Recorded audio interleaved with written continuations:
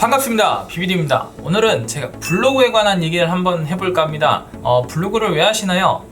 대부분의 분들은 블로그로 수익을 기대하시고 하시는 경우가 많은데, 그렇다면 도대체 수익을 얼마나 벌 수 있는지, 실질적인 이 생태계가 어떻게 되는지 제가 현장에서 느끼고 있는 부분을 솔직하게 말씀드려 보려고 합니다. 자, 비비디가 얘기하는 블로그 이만큼까지 벌 수 있다. 저와 함께 출발해 보시죠.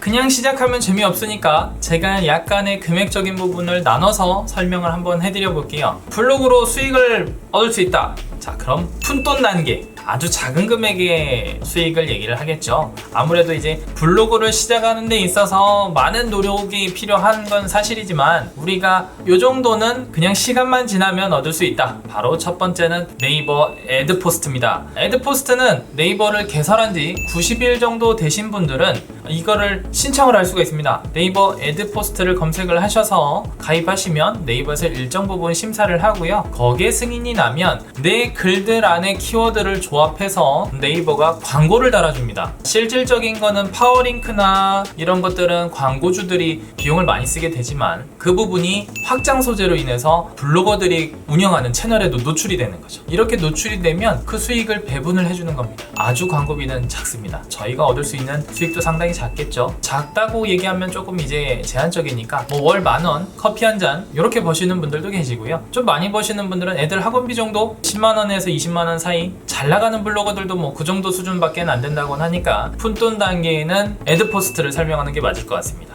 두 번째 단계는 바로 용돈이죠. 푼돈 다음 용돈. 조금 생활에 도움이 될 수 있을 정도 용돈으로 벌 수 있는 블로그 수익 방법은 기자단이라고 하는 것들이 있습니다. 기자단이라고 하는 거는 실제 내가 체험을 하지 않고 말 그대로 사진이나 원고 정도만 받아서 내 블로그에 업로드를 하는 방법이 있습니다. 이렇게 하면은 그 광고 회사에서 또는 광고 대행사에서 또는 사업장에서 페이를 주죠. 원고료라는 걸 주게 됩니다. 기자단이라고 하는 거는 적게는 5,000원부터 시작을 하고요. 일반적인 경우는 만원에서 2만원 정도 합니다. 또 블로거 등급에 따라서 3만원, 5만원까지도 하는 경우도 있고요. 등급이 조금 더 높아지면 10만원 이상 가시는 경우도 있겠죠. 하지만 기자단이라고 하는 거에는 많은 리스크도 존재합니다. 똑같은 사진을 사용하면 안 되고요. 요건 나중에 블로그 관련된 강의를 하다 보면 추가적으로 설명을 해드리겠지만, 또 이런 수익들을 알게 되니까 블로그 임대라는 것들도 쪽지 와서 내 계정을 빌려주는 경우들도 있습니다. 하지만 이런 것들은 내 블로그의 지수에 문제가 될 수 있기 때문에 추천드리지는 않아요. 하지만 금액적으로 봤을 때는 푼돈 다음 용돈 정도 말씀드렸을 때는 합당한 것 같습니다. 다음 단계로 가보실게요. 자, 블로그 수익 세 번째 단계, 바로 체험단이라는 게 있습니다. 블로그 하시면서 사실 이 얘기를 가장 많이 들으실 텐데요. 체험단이라는 걸로 활용을 해서 수익을 얻는 구조를 얘기를 합니다. 내가 식당에 돈을 주고 가는 게 아니라 식당에서 식사를 해주세요. 그리고 포스팅을 부탁드립니다. 이렇게 해서 진행되는 것들이 알고 계시는 체험단인데요. 이 식당뿐만이 아니고 체험단을 필요로 하는 업종이 매우 많습니다. 미용실이나 네일아트, 식당, 카페, 이런 것들은 아주 기본적인 거고요. 이 외의 영역에서도 상당히 많습니다. 또 이런 것들을 포스팅을 해주면 페이를 준다고 하는 것들도 많습니다. 말 그대로 홍보의 목적으로 사용이 되기 때문에 그런 것들로 블로거들과 이렇게 연관돼서 수익을 하는 구조를 말하는 건데요. 이런 경우도 있습니다. 내가 체험단으로 해서 물건을 받았는데 이 물건을 내가 잘 사용하지 않아. 바로 당근마켓으로 가는 거죠. 당근마켓으로 가서 또 다른 수익을 창출을 하는 겁니다. 이렇게 조금 체험단을 활용을 하면서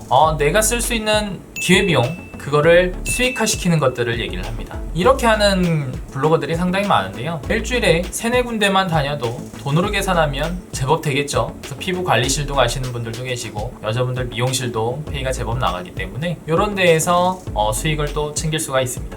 그 다음 수익을 얻을 수 있는 방법은 체험단에 대한 연장선상에 해당이 되는데요. 우리가 흔히 알고 있었던 파워블로거라는 명칭은 없어졌습니다. 그리고 나서 만불, 일 방문자가 10,000명 이상 나오는 사람들을 얘기를 했었고요. 최근에는 인플루언서라는 개념까지도 생겼습니다. 특정 영역에 상당히 노출이 잘 되시는 분들이 있어요. 이런 분들은 한번 체험을 한다고 해도 그거에 대한 객단가가 상당히 높게 책정이 됩니다. 제품을 받고 쓰는 경우나 실제 방문을 해서 하는 경우, 이런 경우들은 보면 최소 10만원부터 시작을 해요. 많이 받는 경우는 30-40만원 이상의 혜택을 받는 경우들도 있고, 이런 것들이 쌓이게 된다고 하면은 상당히 많은 페이가 누적이 되겠죠. 그래서 주업보다 부업에 조금 더 재미를 얻는 분들도 계십니다. 일부 블로거 분들은 실제 본업보다 이게 더 재밌다고 표현하시는 분들도 많으시거든요.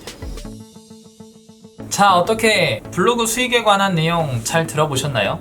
블로그 수익 이게 다야? 이거밖에 못 벌어? 이렇게 말씀하시는 분들도 분명 계실 거예요. 근데 제가 생각하는 가장 베스트인 상태는 내 블로그가 특정 아이템과 만났을 때의 얘기는 달라지게 됩니다. 쉽게 브랜드 블로그는 그 수익이 차이가 많이 난다는 거죠. 예를 들어서 제가 이렇게 포스팅 같은 걸 하나를 했을 때 그 포스팅 하나를 보고 1000만원짜리 고객이 생길 수도 있고 1억짜리 고객이 생길 수도 있는 거예요. 이렇게 브랜드 블로그가 연결이 되는 경우에는 그 수익의 구조가 가장 크게 나타난답니다. 가장 베스트의 수익은 이런 브랜드 블로그를 직접 운영하셨을 때 나타나는 거고요. 이게 잘 맞았을 때 내가 창업을 한번 해볼 수도 있는 생각이 생기는 거고, 또 창업을 했었을 때 내 채널을 홍보할 수 있는 블로그가 있는 거예요.